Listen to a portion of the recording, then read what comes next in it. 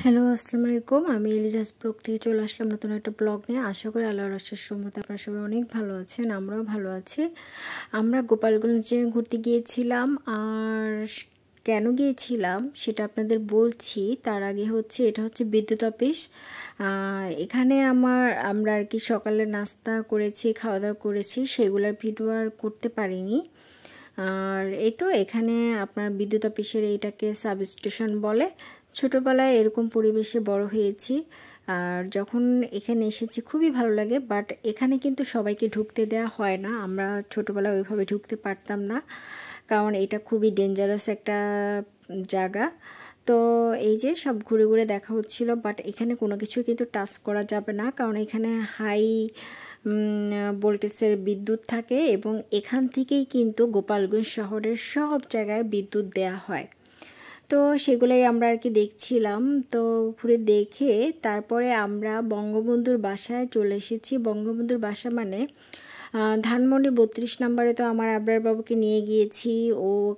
ওখানে আসলে ছোটোবেলায় ওকে বঙ্গবন্ধুর ভিডিও দেখাই, এবং ও বঙ্গবন্ধুর পুরো একটা মানে ফ্যান বলতে পারেন। ও বঙ্গবন্ধুকে অনেক ভালোবাসে। আর বঙ্গবন্ধুকে যে মারা হয়েছে যেই সিঁড়িতে, এগুলো সব কিন্তু ওই যে ফোনের মাধ্যমে ও এগুলো জেনেছে। তখন ধানমন্ডি 32 নম্বরে তাকে নিয়ে যায় এবং সে এগুলো দেখে। এখন সে আমাকে বায়না করেছে, আম্মু বঙ্গবন্ধু কোথায় ঘুমিয়ে আছে, আমাকে সেখানে নিয়ে যাও। তো বাচ্চার সাথে সাথে মারও ইচ্ছা হয়েছে, আমারও এর আগে কখনো আসা হয়নি।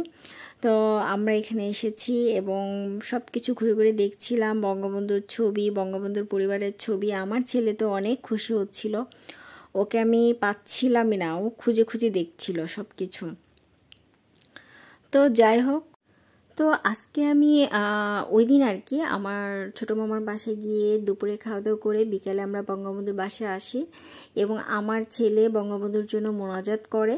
সেই মোনাজাতে সে বঙ্গবন্ধু এবং তার পরিবারের জন্য কী কী দোয়া করেছে সেটা আপনাদেরকে সবার লাস্টে জানাবো। আর আপনাদের মূল্যবান সময় থেকে একটু সময় বের করে আমার এই ব্লগটা দেখার জন্য আপনাদের অনেক অনেক ভালোবাসা আর থ্যাঙ্কস আর দোয়া। আপনারা সবাই অনেক অনেক ভালো থাকবেন। আর আমার ব্লগটা কিন্তু একদম শেষ প্রান্তে চলে আসলো, আপনাদের কাছ থেকে বিদায় নিয়ে নিচ্ছে। আমার এই চ্যানেলটাকে সাবস্ক্রাইব করে রাখবেন, লাইক দিবেন, কমেন্ট করবেন। আর সব শেষে আমার বাচ্চার কোমল মুখে মানে বঙ্গবন্ধুর কবর জিয়ারত করে সে বঙ্গবন্ধুর জন্য কি দোয়া করলো সেটাই আপনাদেরকে দেখাবো। দেখাতে দেখাতে ব্লগটা বিদায় নিয়ে নিচ্ছি। আল্লাহ হাফেজ সবাইকে। তুমি আমার ছেলে বলতেছে বেস্তে নাসিব করো, বঙ্গবন্ধুর পরিবারকে সবাইকে তুমি বেস্তে পাঠিয়ে দাও আল্লাহ। তুমি বঙ্গবন্ধুকে অনেক ভালোবাসো।